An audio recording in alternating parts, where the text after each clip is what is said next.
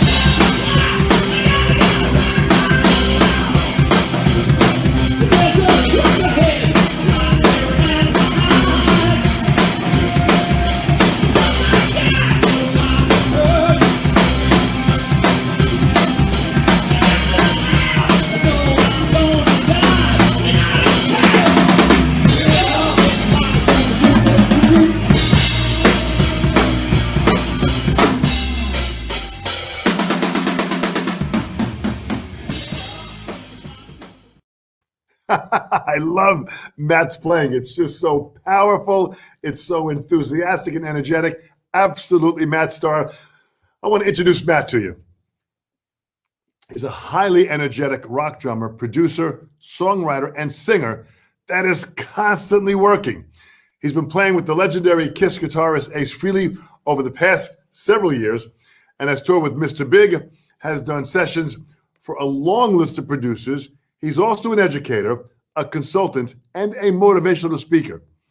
And here to talk about navigating the music industry as a hired gun, joining us today from Connecticut, please welcome Mr. Matt Starr. Woo! Hello. Hey. Matt, I love watching you playing, man. You have such a drive and such an enthusiasm, and you just hit the drums with total force in every note. That was the first thing I realized when I was taking lessons from a teacher, and then I went to see a band play live, and the drummer hit the drums, a rock band, and he hit the drums so hard, and I was like, oh, you can do that? You know? And I discovered the rim shot, and then from there, it's just away we go. All hell breaks out loose at that point, that's for sure. So you got to tell me, Matt, now I want everyone to kind of understand with a lot of these interviews, I want them to get more of the background of yourself. You're from Connecticut, you started playing. What got you involved in music, and drums came later on? I believe guitar was probably your first instrument, right? Guitar was my first, that was my idea. So I'm 7, 8 years old. I got a neighbor up the street, Scott Gabala. I keep mentioning his name. I haven't seen him in 40 years. He had a bunch of records, and he had a Kiss album, Kiss Alive 2. I opened it up. It's their stage from 1977. There's flames and sparks and these guys on this stage. And I had a feeling when I saw that I'd never had that feeling before, and I never had it since. And, you know, I can look back now and realize, I realized what I was here to do. But I just wanted to be in that world with those guys. I wanted to be on that stage. But when those risers came down and the fire went away, I wanted to just walk off with them and go do whatever they did. And I didn't know what it was they did, but I just was mesmerized. Yeah, here I am. And look, this isn't Halloween. This is like a Tuesday. You know what I mean? So just absolute obsession. And I had asked my parents to get me a guitar for Christmas one year. I found it in the J.C. Penney catalog, which is like the analog Amazon. It's like back in the day. And but they didn't get me a guitar.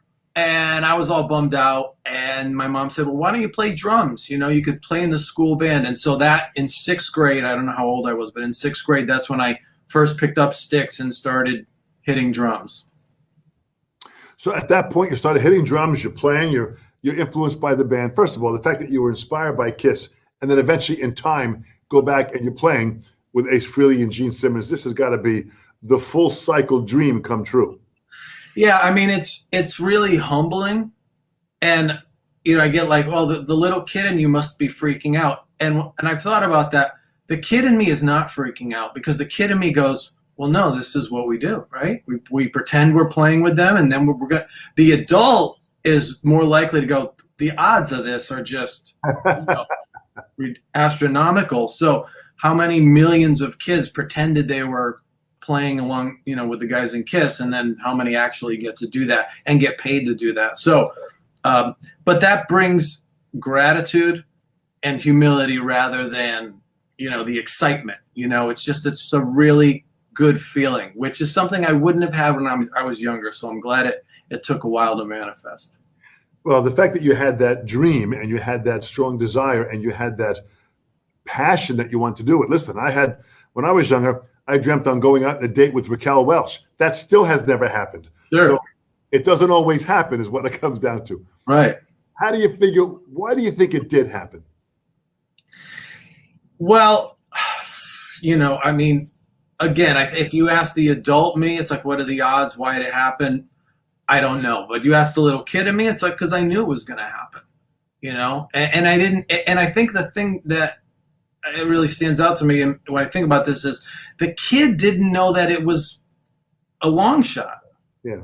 The kid just said that, like my daughter, she was 4. We were at a carnival in Malibu. We spent like $150 on tickets, went on all these rides, and they wanted to go on more rides. She goes, I want to go on more rides. I go, well, honey, that's it for the tickets. And she started getting upset. I go, look, if you want to go on another ride, look for tickets. She's like, where? I go, well, they're red and sometimes they're on the ground.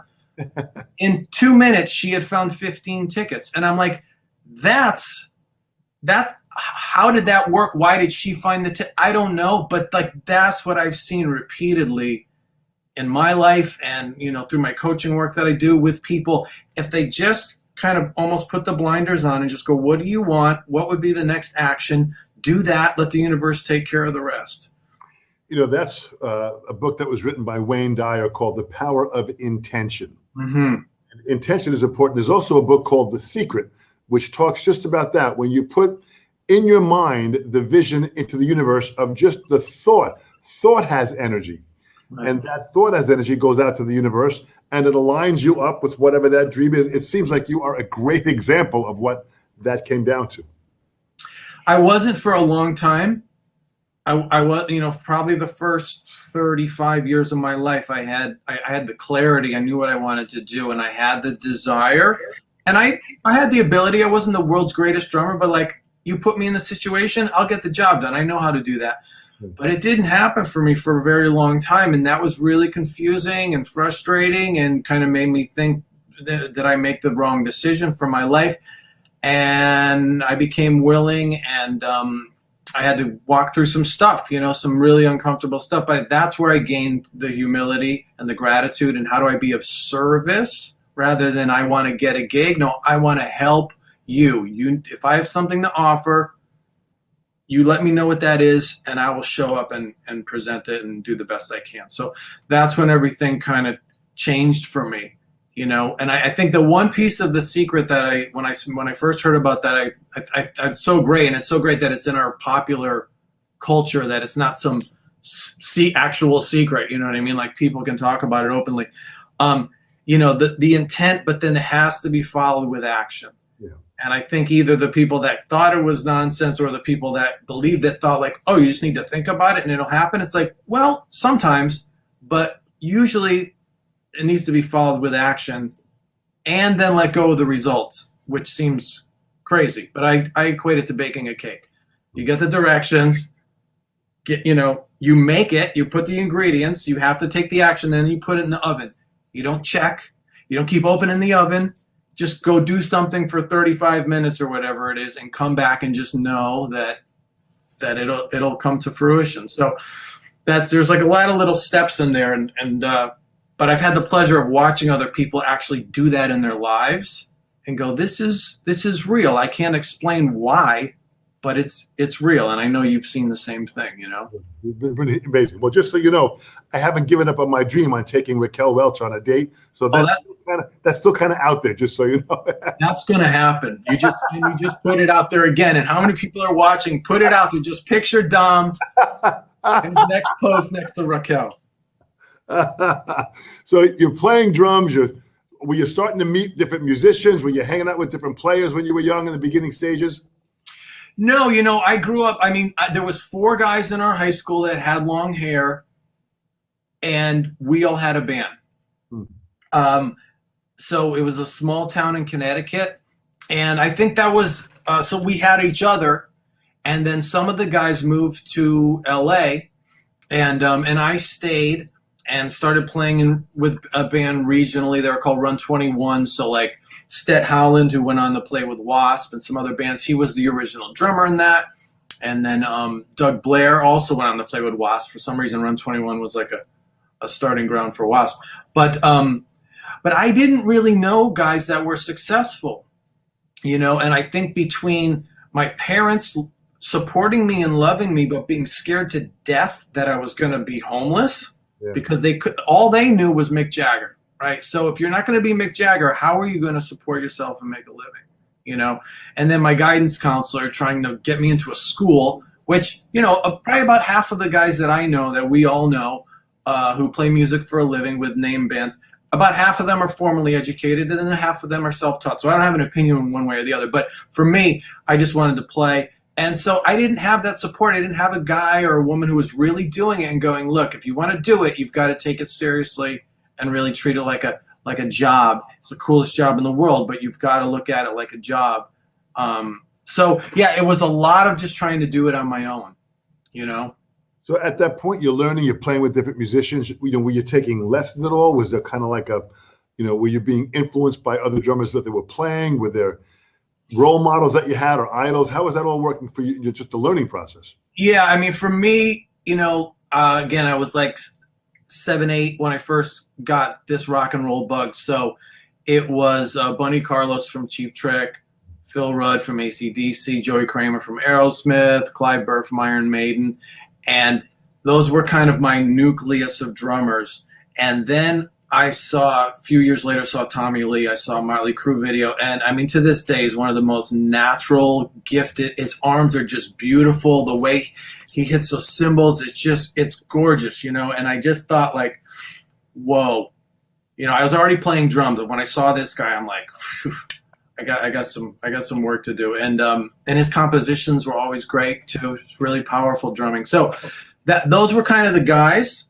And then I read an interview in a drum magazine, and they mentioned Bonham. So I knew Zeppelin as, you know, just on the radio, but I didn't realize, you know, how great John Bonham was. And so this was probably my mid-teens, and I started going back. So then it was John Bonham, Mitch Mitchell, Hendrix's drummer, Ginger Baker, Jerry Shirley from Humble Pie, Simon Kirke from Free, Ian Pace, Deep Purple, Mick Tucker, The Sweet, like all of those, and I think almost all those guys I mentioned were British. Cozy Powell, you know, these British guys that had grown up on the American rock and roll and then like the jazz thing, but they had brought it into this other thing, and it was powerful, and the amps got turned up a bit, and I love that because it has the swing. Like, I don't like rock. I like rock and roll, and it's got to have the roll. And the longer, frankly, the white guys had it, it got less and less roll. You know, it was just rock.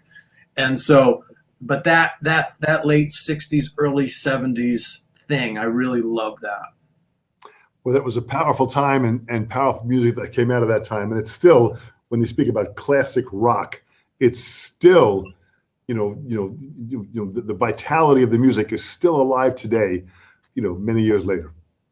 Yeah, it's amazing when you hear something. I was thinking about this. I heard a cover of Pearl Jam doing a cover of an early Who tune called "Leaving Here," which was like, there were the high numbers before the Who. But I heard this. They go, "This is my new favorite band," because it had the rock and roll thing. And then they go, "That was Pearl Jam," and I said, I guess I got to listen to Pearl Jam more, but it was a cover, but that energy was just infused into the composition. And it's just, you know, a song like "All Day, All the Night" by the Kinks, and it's just infused, and you could copy it today, but there's nothing like when they were there. There was just something there. So it's just a special time, you know, it's just a special time in music. You know, at that time it was different, and today with all the social media that we have now today, how do you balance keeping up with, social media and influence? How has it changed for you for where it is right now to how it was a few years ago? Well, I mean, social media and the internet, I mean, those are the two greatest gifts. So when I'm talking to drummers and they're like, I don't know how to get out there and meet people, I go, dude, we were 16 years old calling local bars, impersonating adults, acting like we were the managers.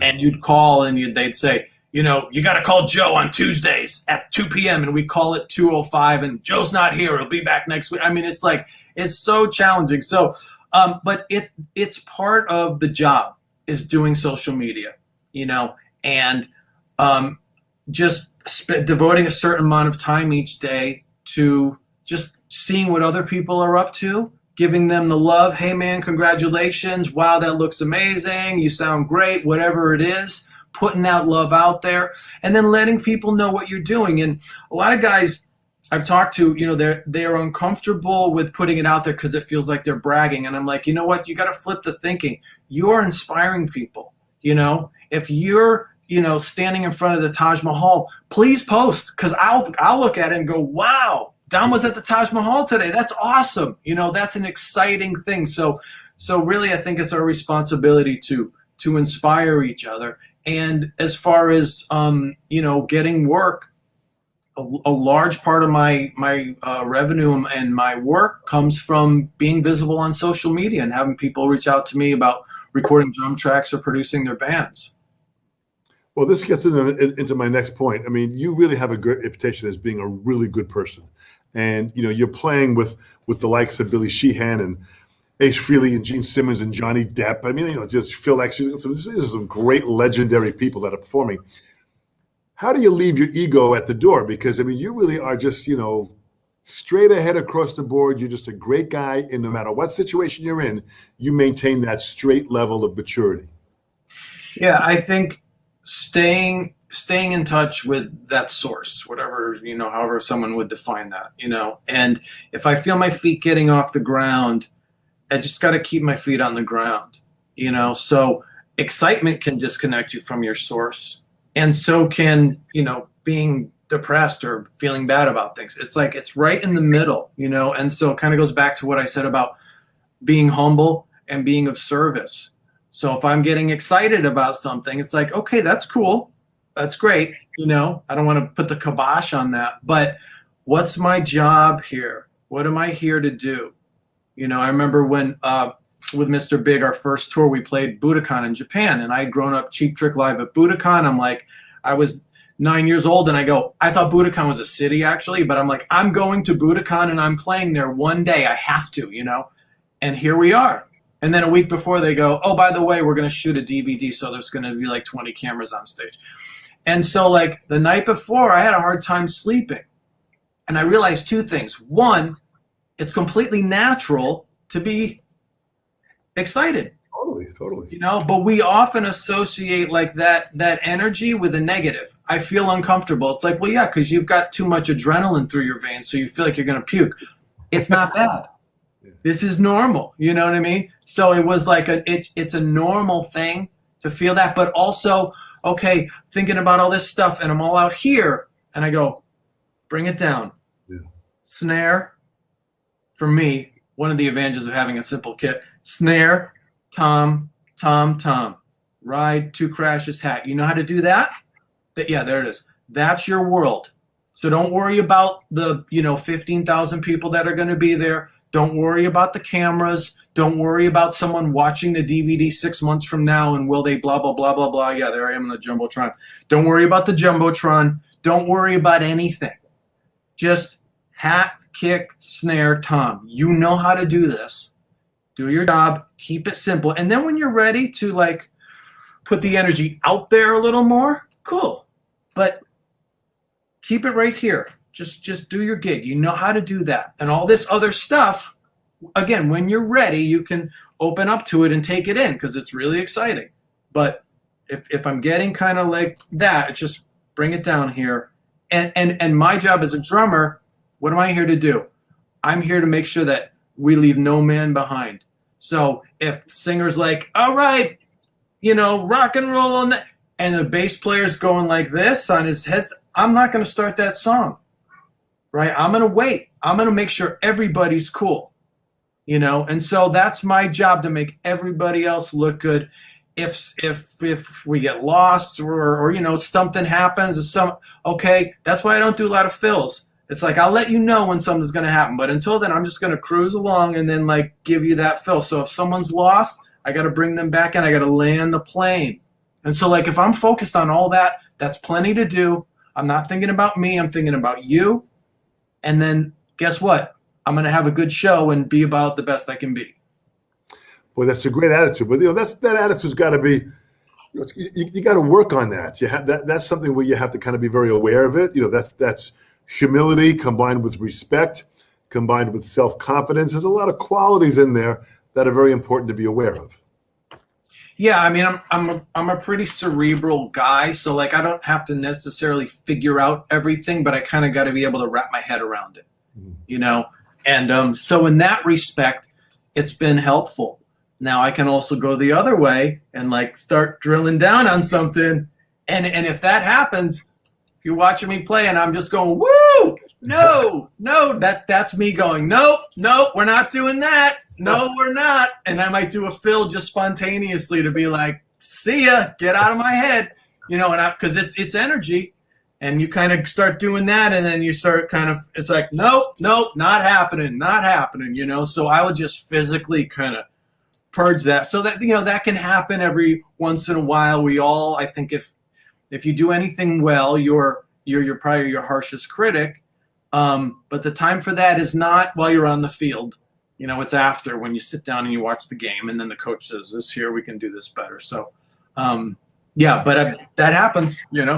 Well, that's a good line. As a good soldier will say, "Pay attention to the battle. We'll discuss the details after the battle, but stay focused on the battle." And that's really what this is like. You're inside that battle. You got to totally stay focused on what you're delivering.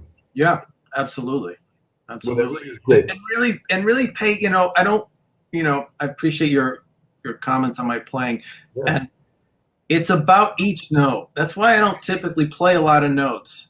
That 2 and 4, I am like diligently just worshiping that 2 and 4. Like guys like Phil Rudd that could just, I realized when I went to see bands, I'd be in a Coliseum and they play stuff over the PA, and every time AC/DC sounded better than anything else because of the space, and it worked. And so for me, that was always the thing. Like, let me get that together, then I'll add some other stuff.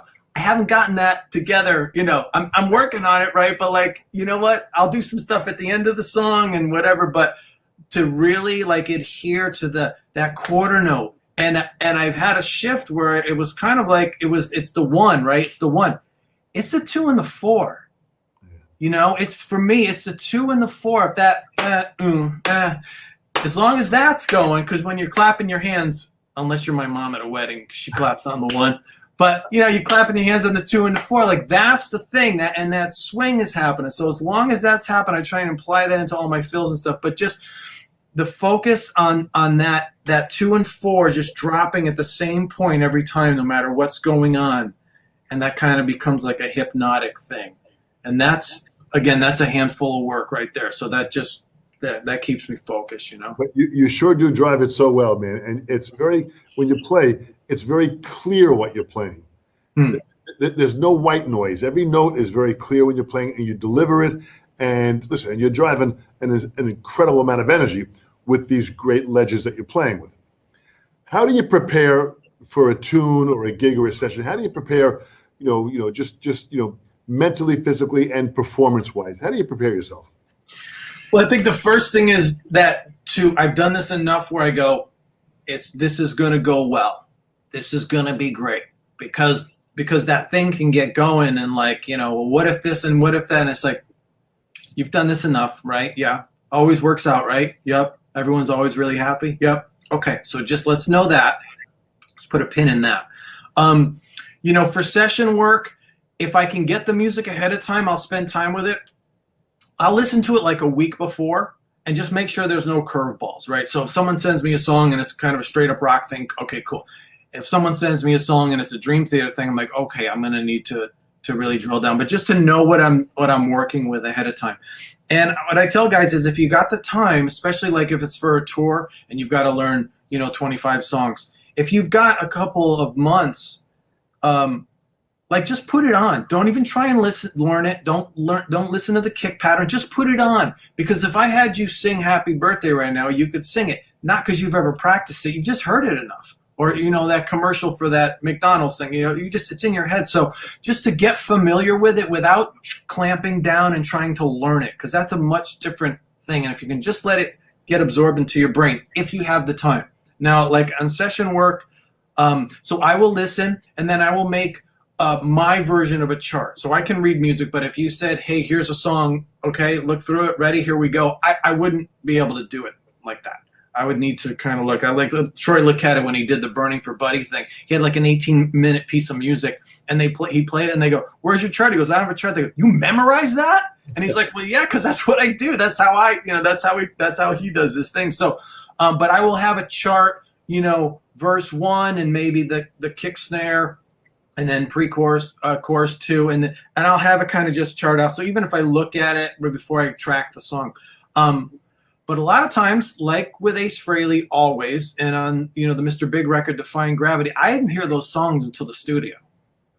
So I'm in the control room and they're strumming away, and so I'm sitting there tapping on my leg, trying to match the strum, right? So my right hand, whether it's on a hi-hat or a crash or a floor tom or whatever I'm thinking it'll be on, I'm matching that strum, and then it's always the ups and the downs. How do we start the chorus? How do we start the verse? Is it coming on and up? It's coming on and down? And then are there any stops? Kind of getting the overarching view. And then I can get an idea of like my arc, because as the song goes along, I want to have an arc to the drumming too, so that I don't want to kind of like have this pinnacle moment be in the middle of the song and it doesn't really take you all the way to the end of the track. So my job is to support the vocal and the story that's being told. I try and minimalize what I do. So if I can drive straight through and go boom, bat, and let the guitars do the riffs around me, I will do that, right? So I don't like it. And typically if you get a demo from a guitar player, it's like, like the kick drum does every single thing the guitar. That to me gets too small and kind of muso-y. I like to have it stretch out so the drums are really drilling that down and then letting the guitars do the movement around it, which is more like classical music. Like sometimes sections will work together, but typically there's just one set of instruments that are doing one thing and another one's doing something in and out of that, and then you really get a bigger thing. So, and the other part is just to have like a sonic identity. So is there a fill I do before the second chorus that would be really cool? Okay, maybe I'll open the song with that, if I can get away with it. Here's a trick, drummers. If everybody's starting together, it's not a guitar riff at the beginning. If everyone's starting together and you're counting it in, just do a fill at the beginning. If they say no, okay. But if you can get away with it, you're at the top of the song, So, but to come up with like a sonic identity for that song. And here's the thing, if I'm working like with Ace and Mr. Big, we went through those songs maybe 3 or 4 times. And then it's like, all right, let's go record. And then we would track it once. Maybe we adjust the tempo. Hey, let's do 2 of these and 4 of these, and let's cut that out and move that out. Okay, and then like 2 more times, and we're done. So to be able to do that quickly and to have each song have its own identity, that's really my goal. But again, what's the vocal? Is this a happy song? Is this a sad song? Does this sound like I love you, but it's actually very bitter and it's like a secretly F you? Like that will affect how I play the drums. So I let kind of the information that's there guide me. And for tour, just all of that same stuff, but then just the physical part, just moving my arms, stretching. I don't practice. I've never had drums at home since I moved out of my parents' house in 1980, whatever it was. So I will just make sure I'm loose, stretch, and again, like my warm-up stuff is just left, right. Again, really getting the time. 1, 2, 3, 4. 1 and 2 and 3 and 4 and dun dun dun dun dun dun dun dun dun dun dun dun dun. Like that. That's all I do in a night anyway. Like you can only chop up the time so many different ways. So again, if I've got that groove happening, and it's funny because sometimes I'll put on a click and I'll start playing and I can feel the resistance. I'm not right on it, and it's like something inside me is just going, no, we're not going to surrender. And it's like I gotta calm myself down, and it's not like I'm wildly off, but I'm just like, I can't really land it right on that click, huh? All right, let me shake it out. So it's a very physical thing, and that's what I'm focused on, and then just everything else kind of flows from that. But it's like ground up. I think some of the best shows I've had is when I've been completely exhausted or angry about something, and I'm like, okay, take this aside. We got to go to work. And I go out there and I'm like, okay, I'm going to do the show and I'm going to do a great job, but like I'm not really happy about this right now. And then I end up, because my feet are on the ground, then I end up having an amazing show, and I'm like, note to self. I mean, I don't want to upset myself or exhaust myself, but there's something about that, just being like right on the ground and take it from the ground up. Well, that's so great. So what happens with if you're trying to balance what an artist is asking you to play or what you feel you want to play? Is there a fine line between that where you might know, because it sounds like what you're looking at is the composition. You're looking at the bigger picture of the composition of what you want to play. So it's a point where you have to kind of, that you walk on a very, very thin line for what they want. I mean, does Ace tell you what he wants to have, or certain grooves or fills? Yeah, sometimes. I mean, that's part of the advantage of growing up listening to somebody and then working with them.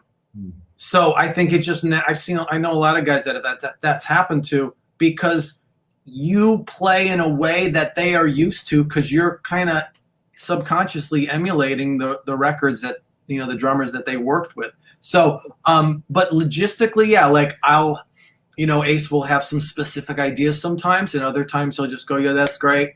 I never worry about me in there, because the most important thing to me is the feel.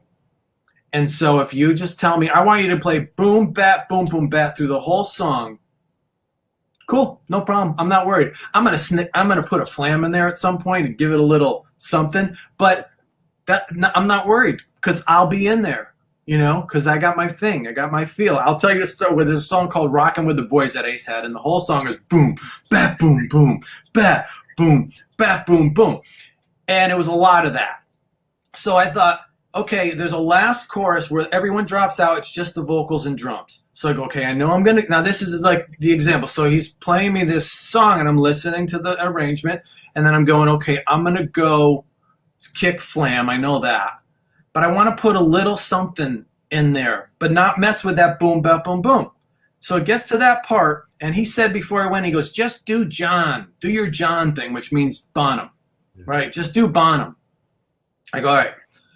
So I go boom, brat, boom, boom, brat, boom, brat, boom, boom. Just, that doesn't really fundamentally mess with it, but it gives it a little something. And he goes, we did the take, and he goes, yeah, that sounded great, but that little skip thing you did on the bass drum. I go, oh yeah, that was my Tony Thompson. You don't like that? He goes, we don't want Tony, we want John. And so it was too, kind of funky, but again, that's my thinking. And then he was like, no, that's not happening. I go, okay, fine, that's cool, because I got my feel. But one thing I will say, recording in the modern age, depending on who's producing or who the engineer is, and sometimes if it's an artist, independent artist, they start fiddling with things and they start quantizing, which, most of you guys probably know what that is. But if you don't, you can take every beat and chop it and lock it into the grid so it's perfect time. And then I'm gone. So I've heard things back and I go, is this me? This doesn't sound like me. And so I have began over the last several years to play a little more kind of fills, like that kind of thing that I would normally do a less of, because I want to do as little as I can and have the song still work. That's kind of my approach. But I do a little more, so it's like, oh, that is me. Yeah, because my personality is my feel. But if they're going to take that out, then I need to do a little bit more to kind of do it. And it doesn't take much, it's just, again, a couple of those booms and I'm good. But that's something that's changed, over time. I mean, growing up, the feel was such a thing. You'd hear somebody go, is that Picaro? Sounds like Picaro, or is that a Bonham thing? Their feel, you could hear their feel. And if things, there is no perfect in art. It really is. I had known Jeff Porcaro. I met Jeff back in 1976, and just a dear friend and just a great player and just an incredibly deep musician. He understands music very well. He could sing, jazz solos emulated by Miles Davis on the recording. He could, just duplicate it and sing it in pitch, in key, exactly. So he has such an incredible depth of knowledge, and it seems like that's where you're coming from. You're coming from a bigger picture of knowledge, and you're pulling from that for what's right at that moment. And and if a producer tells you something different, I think it sounds like you have the personality skills in how to suggest maybe something a little different that might work out, or let's just try this. It sounds like that you have that ability to be able to kind of, get to that place. Yeah, I mean, just say yes is really the deal. And I think going back to the idea that I am an employee, like you've hired me, you're paying me to do a job, and you're not paying me for my opinion. I mean, hopefully you're paying me for my experience and my thing that I do. But I'm not too worried about getting my 2 cents. And I remember we did the Mr. Big record, and my traditional snare drum is a 6.5 Ludwig Black Beauty with a chrome over brass hoop, triple flange. And so that's great. We know that. That's the one. That's always the one. If I start with that, or they go, what other snares? And I bring that out, and then they go, oh, what's that? Oh, that's a Black Beauty. Yeah, let's use that one. So I sometimes don't bring it out right away because it's going to end up being that one. So Canopus made me a 7-inch bell brass, and it's cool. And I set that up, and the producer, Kevin had done Escape by Journey and Frontiers and Street Survivor Skinner, and he'd done early Mr. Big records. He was like, I don't really like that. And I'm like, I go, well, listen to it in the track, and he was just like, nah, I don't dig it. And Pat Torpy also was like, I don't dig it. And the bell brass is kind of a newer type of sound, and it's a very dead sound, but it's so cool. But they weren't having it, and I was just like, all right. But still playing my Black Beauty. It's okay. You know what I mean? So, yeah, I guess I'm not that concerned about me getting my thing in there. Like, I'm there. That's it. So, like, what do you need me to do? That's my job. And, yeah, that's just how I look at it. So how is it? Do you work much with a click? Have you had to deal with that skill of being able to work with a click to lock that in? Yeah. So 90% of my session work is to click. So yeah, and that's it depends on how the record gets done. Like sometimes I'll do a record and everything else is done, and they've been playing to a drum machine, and so that's one. It has to feel right there, and I don't have that much leeway to push and pull. Other times it's kind of old school where it's like when I record with Ace, we record guitar and drums together, so the click is just a guide, and it just depends on the artist. But yeah, that's absolutely a skill that's essential. And I tend to play a little behind the click. And if we're coming up to a chorus, and I can pull that pre-chorus back a hair so that when I do that fill into the chorus, I get to jump ahead, and then we land right on the downbeat. Like, that's it. But I've had, younger guys go, they don't even listen. They just go, oh, see right there? You can I go, yeah, I know. And I, I don't say this out loud. I go, yeah, I know I know that. I know I did that. You know what I mean? But like, so do you want it to be right on the thing? And they're like, yeah. And again, it's not dramatically, but the thing, push and pull, you create that excitement. If the song is all one tempo, you want that chorus to be exciting. So I might lean on that and then fall back a little bit for the second verse. It's funny, like classic rock, second verse falls back, not as back as the first, but a decent amount. Modern, it's like there's no fallback for the second verse. You just kind of, that's it. That's where you are. So, but yeah, click is essential. I've certainly played live to a click, but with Ace Frehley, with Mr. Big, with Jolyn Turner, no click, no tracks, no guide, click, nothing, just music. And I love that because there's a physical thing. Like I can just tell if I'm playing, if it's too fast or too slow. It's just you get it in your bones after you do it for a few nights in a row. And look, depends on the size of the place. Like, how's the slap back off the back of the hall? Like, it can breathe and be more exciting. And some nights you just need to kick it in the ass a little bit and just drill down on it a little bit. And so I like having the autonomy to do that. But for any up and coming drummer, absolutely get comfortable with that click. And look, the click is not musical, but it's never wrong. So just you go, well, it was weird in this part. That was you. That was you. And like, I get it. You want to push, you want to lay back. So do I. But like, just learn how to adhere to it. And then you have a choice. You never want to be doing something because you don't have a choice. So if you make a choice to push or lay back, cool. Or if you make the choice to just drill it right down the middle. Well, that's beautiful. Well said, man. Well said. So what happens now? Here you are songwriting, you sing, you've got a great voice and a very real strong, powerful rock voice. How do you balance all that with that perspective of, and even being a multi-instrumentalist? How do you balance all of that? That was something that, I played drums from a very young age, and then into my 20s, and I started singing and playing guitar and fronting bands, and I had a demo deal with Atlantic and blah, blah, blah, and all this stuff, and I kind of went back and forth. And when I just turned it over to the universe, God, whatever is running the show here, I thought I had to choose between being a singer or a drummer. And when I just said, you know what, I'm just going to be here. I have my skills and I'll make them available and just let people know I'm available. And the first thing I got was playing with Ace Frehley. And oh, by the way, you need to sing all the Paul Stanley songs from the Kiss catalog that we do. And I'm going, so the songs I've been playing air drums to since I was 8, and then singing, pretending I was the singer in the band too, I get to do both. And that just told me, stop.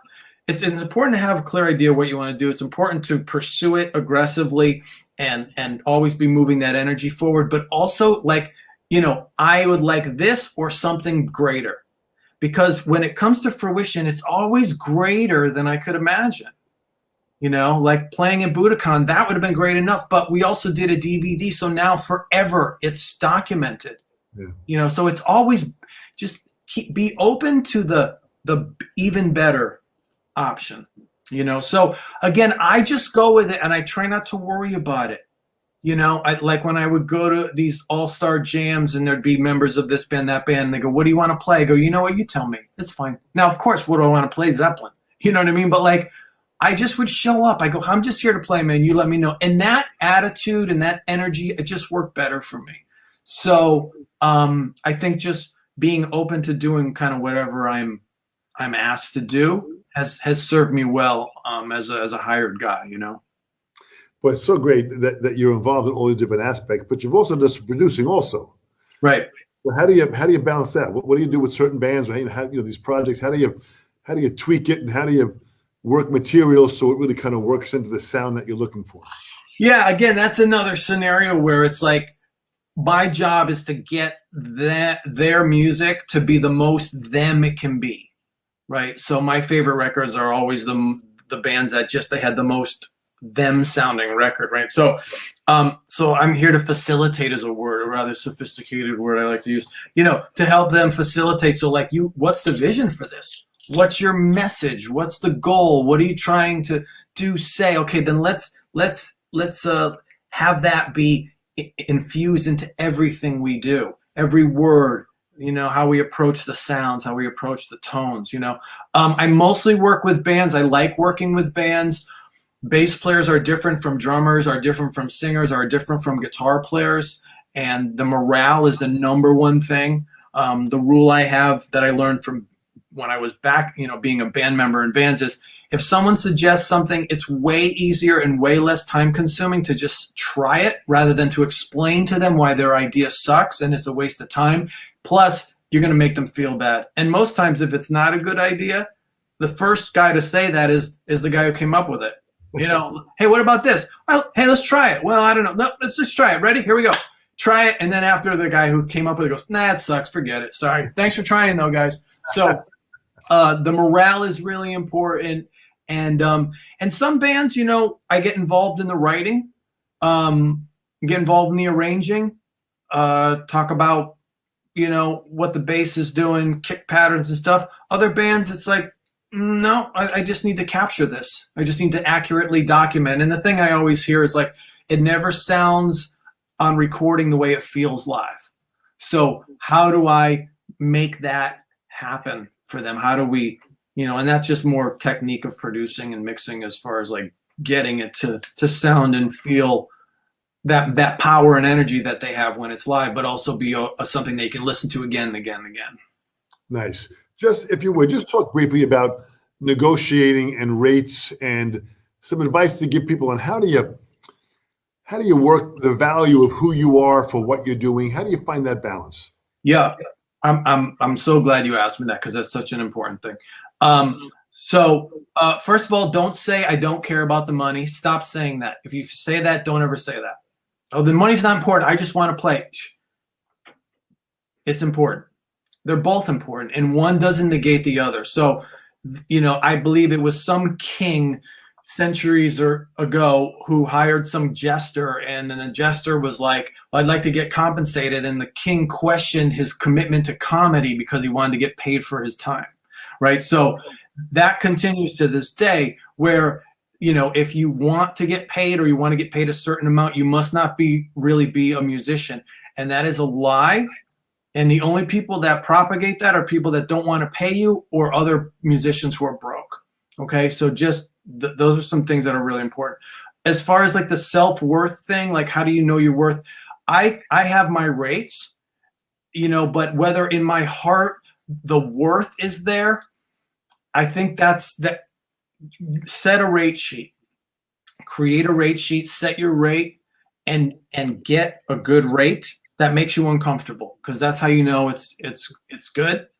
And your self-worth, some days I feel worthy, some days I don't. But the longer I do this, it's just business. But if you wait for yourself to feel worthy or have self-esteem, and I'm not even sure what that is. I mean, I know technically what that is, but do I have self-esteem? If you are in my head, you might not think so. You know what I mean? But what I'm here to do and take the action. So as far as negotiating, some guys go, hey, can you play on this record? Okay. And then they go, what's the budget? I think that's okay, but I'm not comfortable with that. I think if you set a rate that is really, really good, I've never had a time where I quoted a rate and then they would have paid me a lot more than that. Right. So have your rate, tell them what you want, to do that. My rate would be this. Now, if they just disappear, like you scare them away, they weren't going to pay you anything close to that. If they had a budget and they're serious about working with you, and there's a little bit of difference between it, they're going to say, hey, that's cool, you deserve that, but can you do this? Right? So don't worry about scaring people away. And here's the other bit is we're so afraid to quote a rate because we're going to scare away this client. But the truth is there's a client out there that has the money to pay your rate and would gladly pay it. And if you keep being concerned with the person that can't pay your rate, you're never going to meet the person who can. And there's somebody out there right now who's doing what you're doing, half as good, making twice as much. Mm-hmm. Now look, if you're in charge of your integrity, you're in charge of your skill sets. Just because you get more money doesn't mean that you're not bringing it. So why not make more money? Why not receive more for your time? And the last bit I'll say too, I do this with my coaching work, is like, okay, what's your current rate? It's this. Okay, that's way too low. Let's double it. And they're like, no, I can't. There's a local guy and he's been charging this for years. I go, we're not in business. We're not competing with the local guy. You're working with the world here. And so like when you get that rate, okay, it's a little uncomfortable. Cool. So who do you need to be worth every single penny of that? What do you need to do to just give them not just a drum track, if we're talking to drummers, it's an experience. And that's from the beginning. Hey, Matt, what's up, bro? Are you available to record on my songs? I saw your post. Get right back to them. David, thanks for reaching out. I would love to hear your music. Absolutely. Can you tell me more about the project? Like, it's the customer service again. I don't want to make it unmusical, but like how you treat that person, you're giving them an experience. And so how do you do that? How do you give them an experience that's worth every single penny? I think those are some good kind of guidelines. Great point, Matt. Great point. And people are listening, and we've got people from all around the world that are tuned in. Let's do a quick question. I want to bring a quick question in. Sure. What's happening here? From Ryan Hasten, if someone doesn't meet your rate, would you still take the gig depending on what it was? So that's a great question, Ryan. Thanks for asking. You define value in all different ways, right? So financial is value, right, too. But maybe there's an experience. Maybe you're going to get to go to a place in the world that you've never been to. Or maybe you're going to get to work with somebody that you really want to work with. Now, if you continually do this, then I would be suspicious. But to answer your question, yeah, there are some scenarios where I've made the choice, but it was never like I felt like I had to, and it wasn't out of fear of losing gigs. But there's been some people that I've played with, like locally in Los Angeles, and it just, the experience is awesome, and it gives me something that no other situation gives me. Again, but Ryan, your first question is about taking less money.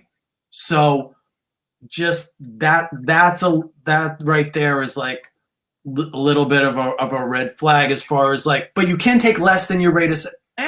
Let's not lead with that question. No, you know what I mean? Like, I'm going to push you to take your full rate all the time. But again, yes. And look, I've done a lot of charity events, like you mentioned, Dom, like playing with, we did one where Gilby Clarke from GNR was the musical director, and it was Mending Kids, and everybody donated their time. And I played with Gene Simmons and Johnny Depp and Gilby.